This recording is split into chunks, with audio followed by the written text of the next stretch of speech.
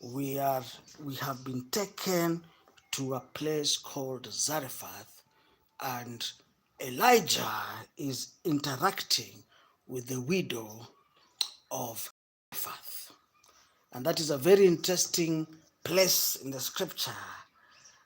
And he said, then the word of the Lord came to him. Go at once to Zarephath in the region of Sidon and stay there.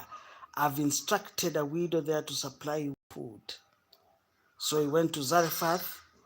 When he came to the town gate, a widow was gathering sticks. He said to her and asked, would you bring me a little water in a jar so I may have a drink? As she was going to get it, he called, and bring me please a piece of bread. As surely as the Lord your God lives, she replied, I don't have any bread, only a handful of flour in a jar and a little oil in a jug. I am gathering a few sticks to take home and make a meal for myself and my son, that we may eat it and die. There was a drought in that place for 3 years, and that drought was caused by the words of Elijah. Let us continue. Elijah said to her, don't be afraid. Go home and do as you have said. But first, make a small loaf of bread for me from what you have and bring it to me, and then make something for yourself and for your son. For this is what the Lord, the God of Israel, says. The jar of flour will not be used up, and the jug of oil will not run dry until the day the Lord sends rain. This is very interesting. So she went away and did as Elijah had told her. So there was food every day for Elijah and for the woman and her family. I think, this month we have been teaching, even in this channel, I've been teaching about partnering with God. And this is exactly also a story. It can be used in the same context. Let's continue. So she went away and, sometime later, the son of the woman who owned the house became ill. He grew worse and worse and finally stopped breathing. She said to Elijah, what do you have against me, man of God? Did you come to remind me of my sin and kill my son? Give me your son. Elijah replied. He took him from her arms, carried him to the upper room where he was staying, and laid him on his bed. Then he cried out to the Lord, Lord my God, have you brought tragedy even to this widow I'm staying with, causing her son to die? Then he stretched himself out on the boy 3 times and cried out to the Lord, Lord my God, let this boy's life return to him.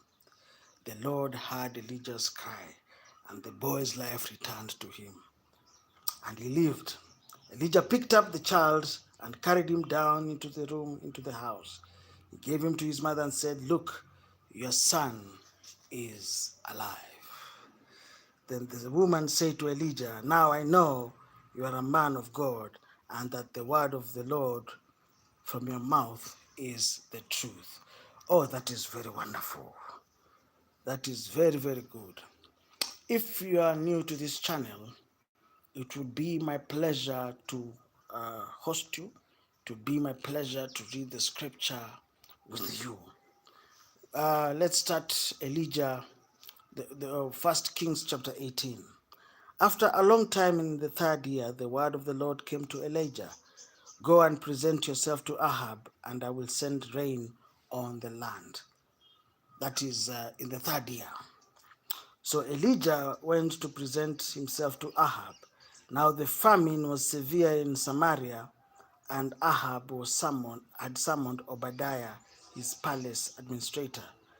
Obadiah, devout believer in the Lord, while Jezebel was killing off the Lord's prophet, Obadiah had taken 100 prophets and hidden them in 2 caves, 15 each, and supplied them with food and water.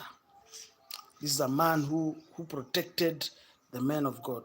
Ahab said to Obadiah, go through the land to all the springs and valleys, and find some grass to keep the horses and mules alive, so we will not have to kill any of our animals. So they divided the land they were to cover, Ahab going in one direction and Obadiah in another. So Obadiah was walking along. As Obadiah was walking along, Elijah met him. Obadiah recognized him, bowing down to the ground and saying, "Is it really you, my lord Elijah?" "Yes," he said. "Go tell your master Elijah is here." This is very nice. If you're new to this channel, I will be happy to host you. Let's continue. "What have I done wrong?" asked Obadiah, "that you are handing your servant over to Ahab to be put to death? As surely as the Lord lives, there is not a nation or kingdom where my master has not sent someone to look for you. And whenever a nation or kingdom claimed you were not there, he made them swear they could not find you. But now you tell me, go to my master and say Elijah is here. I don't know where the Spirit of the Lord may carry you when I leave you. If I go and tell Ahab if I go and tell Ahab and he doesn't find you, he will kill me. Yet I, your servant, have worshipped the God since my youth. Haven't you heard, my lord, what I did while Jezebel was killing the prophets of God? I hid 100 of the Lord's prophets in 2 caves, 15 each, and supplied them with food and water." Can you imagine? This is a man who was working in the household of Ahab when Jezebel was killing the prophets of God. This man, Obadiah, decided to hide 100 prophets of the Lord. It was that bad. Ladies and gentlemen, it was that bad. You know, it was terrible. Those times were terrible times. Terrible, terrible times. If you're new to this channel, subscribe and comment. I will be more than happy to host you. Those were terrible times. Jezebel wanted to kill everybody. Jezebel was out. It was called out attack, attacking the men of God. But you see, ladies and gentlemen, Elijah came and told Ahab that he told Obadiah to go and tell Ahab that he was around. If you are new to this channel, you can subscribe and comment. And I know that we are going to learn. If you have anything that you need me to know, kindly subscribe to this channel. I want us to complete this scripture in. I want us this evening to start reading from first. Not even this evening, this afternoon. I want us to start from 2 Kings. I know we are busy, but I want us to concentrate so that we can do that very quickly. Okay? Okay.